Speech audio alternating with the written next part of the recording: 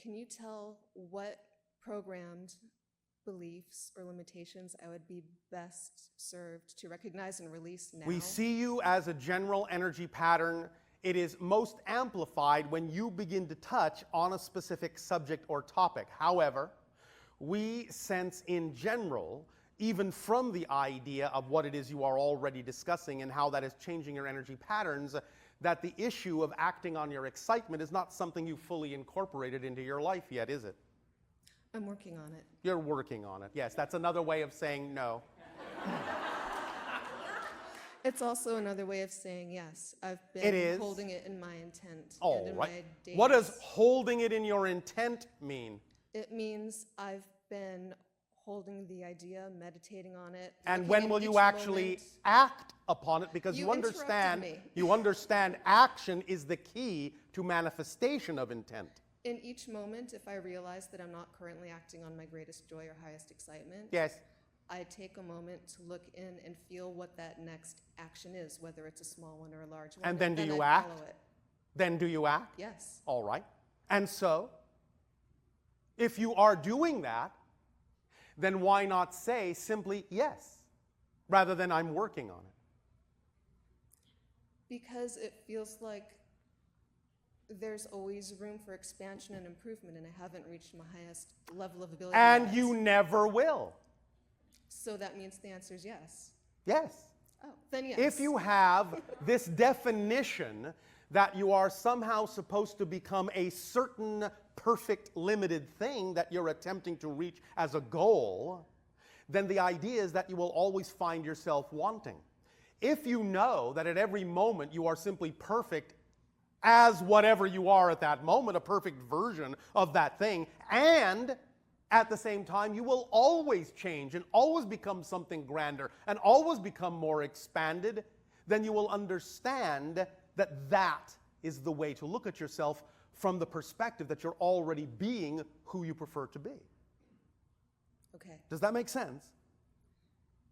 Yes, I'm taking in as much of it as I can. What makes you think you haven't taken it all in? In my head, it feels like there's some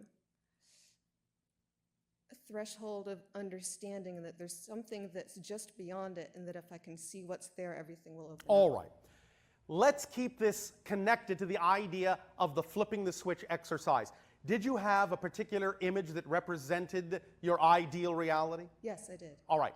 Did you see things in that image that you're not experiencing at this time? Yes, I did. Did you see things in the version of you that are behaviors you're not exhibiting at this time?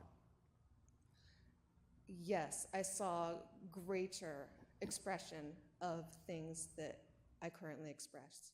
All right. Thus then, does that version of you feel at any moment that anything is missing? No. Do you want to then experience that nothing is missing? Yes. Be that you. Yes. And when you are that you, the synchronicity in your reality will start to change in a manner that reflects that nothing is missing. But until you are the you that knows nothing's missing, you can't actually have an experiential reflection that reveals that nothing is missing. Understood. You cannot be what you're not the vibration of. You cannot experience what you're not the vibration of. Remember that your planet has it backwards. It's not seeing is believing, it's believing is seeing. Yes. So you have to actually be the person who is already of a state of being where they know nothing is missing in order to actually experience a reality that feels like nothing's missing. Does that make sense? Yes. And if you do that, then if there was, just to use your language, if there was something missing, it will reveal itself by simply being the person who knows nothing is missing, because by being the person who knows nothing is missing, if something's missing, it'll stand out Yes. more clearly to that person. You understand? Yes. Does that make sense? Yes, Do you it does. understand this technique that we're talking about and Yes, how I it do. works? By being that thing, it will reveal more clearly what is not that thing, so that you Yes. have the opportunity to then change that into something that is that thing. That's the core of this idea. But you have to be that thing first before you can see what is not that thing more clearly. I do understand. Does this help you? Well, I feel like I got Yes. I got that all very clearly during the meditation. Yes. And I am Yet. assuming that what's coming through you is also speaking to me on different levels. Yes, of And course. I'm, And you will process this information Yes. at whatever rate and in whatever way you have decided you are comfortable or it is appropriate for you to do so. You don't have to do it the way we're saying. We're just giving you the understanding that you could if you wish to. yes. Does that help? Yes, thank you. And yet, I would like to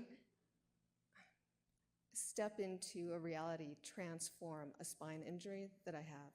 All Can right. you tell me anything that can assist me with that? why did you attract that situation to yourself? The way to answer that question is, what have you learned about yourself by having that experience that you would not have learned had you not chosen that experience? It sent me into an extremely protracted state of pain and darkness to the depths that I didn't know existed. All right. And then when I thought all was lost, Yes. I found light again. All right. And So it was that like you an now know. So I experienced an accelerated Yes. Yes. expansion, growth, possibilities, Yes. everything. However, I would much rather have experienced that without the negative part. All right. And you can, but you see what you're doing is you're invalidating the stepping stone. And then it won't work if I Of course, invalidate it. you are saying, this experience had no business being in my life. I would rather have done it another way. I am, in a sense, cutting this out of my path. It doesn't belong. But it did belong, or it wouldn't have happened. Okay. So the idea is, when you acknowledge, when you totally validate that it was there for a reason. Now, yes, I understand. Objectively, as you say. Could have been done some other way, yes. But the fact is, this is the way you did it. So don't judge yourself, don't judge your life as any less for having done it that way. Don't wish it gone. Learn what it taught you. Accept it as a valuable stepping stone that brought you to where you are. When you allow it to serve the purpose it truly served, when you validate it as part of your life and don't wish it from your life, then it will not necessarily need to stay around because you're willing to accept it for the service it provided in your life.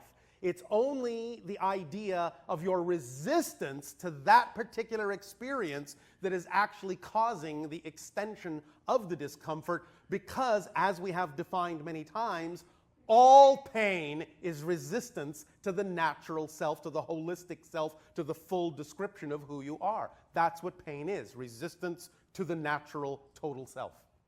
I get it. So if you are, in a sense, attempting to cut out or extract anything that's happened in your life that's brought you to where you are, that sets up more resistance and prolongs any experience of pain that may have been manifested as a result of the initial resistance to begin with that attracted you to that experience. Does that make sense in your language? Very much. Does that help you? Yes, it does. Take a deep breath and make that knowledge your own and let it out. Are you feeling a little bit lighter right now? Lighter and more solid all at the same time. All right. Let that continue to grow, and anytime something comes up that is a part of your path, that even if it was dark and painful, as soon as you accept that it was there as part of your path and not an interruption in it, you will allow it to function as, to be experienced as part of the path, and the whole thing will start to smooth out. You follow? I do, I can feel it. Thank you. Thank you.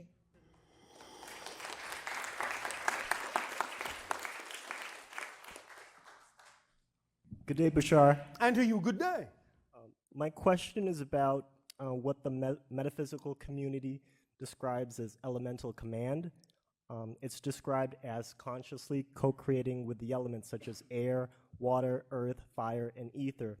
And I was wondering, are there civilizations within the Interstellar Alliance that consciously practice and use elemental command and consciously co-create with the elements? Yes. Could you give some examples?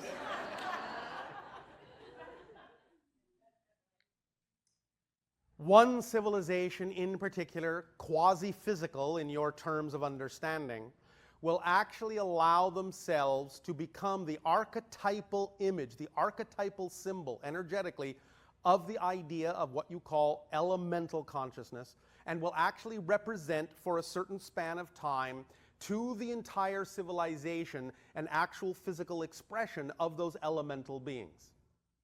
In other words, certain civilizations will actually experience for a time, walking among them, gigantic versions of beings that are actually representative of those elemental relationships. They will actually take on the form, the symbolic representation of an idea, of a being that represents those archetypal relationships.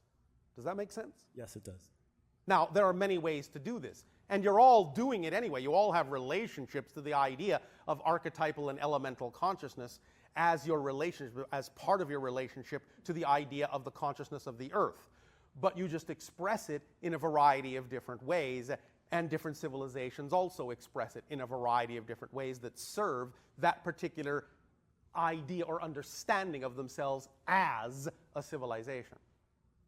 Does this help you? Yes, it does. That was good. All right, thank you. And one more question. Yes. Which element do you most strongly resonate with, Bashar? It depends on which Bashar you're talking to at any given moment.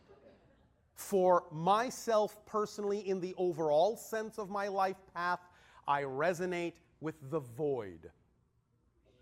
That's why I'm a first contact specialist and why I'm an explorer in space. Space is my true vibrational home, the void. Do you follow? Yes, great. Does that help you? Yes, it does. Thank you.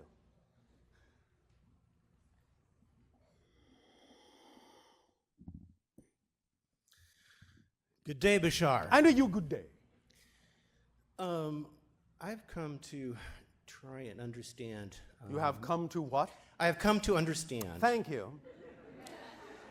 If the you want to connection- try and no, understand, forget that's try. fine too. Let's forget the try part. All right. Just That's want to an make sure affliction. that we're focused on what That's it is right. you really prefer to do. Exactly. So I'm interested in the connection. I'd like to exercise a connection between the higher mind, which conceives, and our brain, which Yes. perceives. Yes. Well, this exercise is one way to I exercise understand that idea. yeah.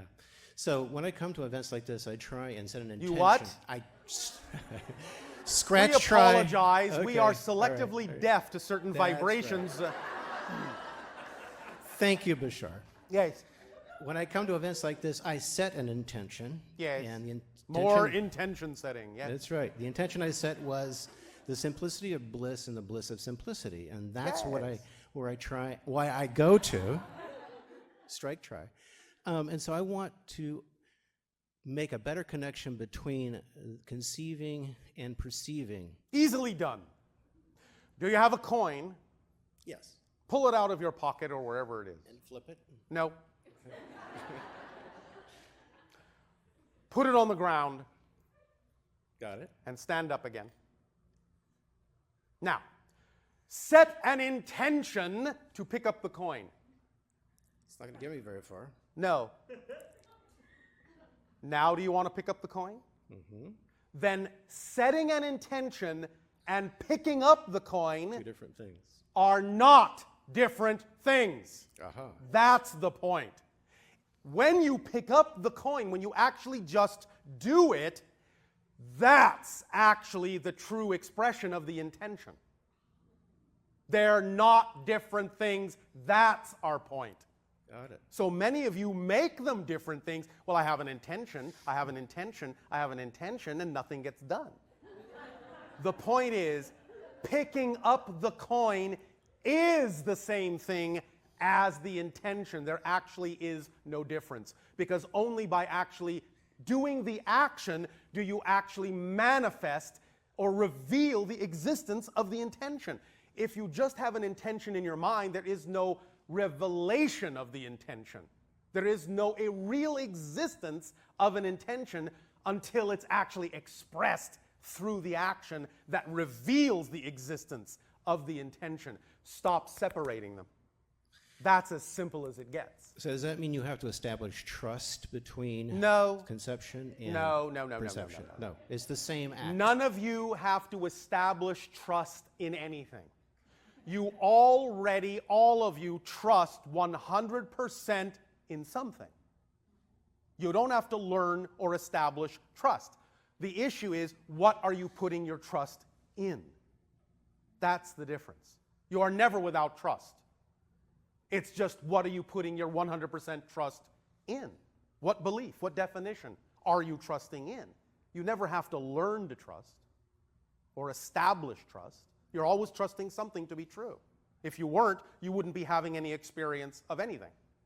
Make sense? It makes sense. So, it's up to you to choose where you're putting your trust and creating less and less segregation and separation in your definitions of your experience of reality, so that you don't come into conundrums such as, well, I have an intention, but nothing's happening. When you simply act, that at the same time is the true revelation of and expression of, and actually at that moment of action is actually the true moment of the creation of the true intention. What you typically call an intention is not really an intention. It's just, in a sense, more like a supposition. It's a theory. But when you act, that's when true intention is created. Because only through action is there intention. What you call intention by sitting around and not actually acting, in a sense, is just theoretical musings. It's just probabilities. That's all that is. Well, what's interesting, my experience in setting an intention, and I think I often combine these two, what happens is that things set themselves up so that my intention is realized. I'm given the opportunities out of nowhere to actually have this happen. And for me, it's not being too specific about what it's going to be. Oftentimes, it's how I'm going to feel about how it's going to be. But here's the thing. Again, all of you are creating your reality so quickly, so smoothly, so flawlessly that you don't realize. You may create the illusion. You may create the illusion that you set the intention first, and then the reflection of synchronous in your reality gives you an opportunity to take the action. But in fact, in order for you to even experience the idea of the intention to begin with that creates the synchronicity, you had to be acting in that vibration first. And that's the key. Otherwise, you wouldn't have been able to conceive of what you're calling the intention. You have to be the vibration or you can't perceive it. So when you have an intention, it may seem like it comes before the manifestation, before that reality, but you actually have to already be that vibration. You actually have to already be that reality in which such an idea can even be capable of being conceived or perceived by you.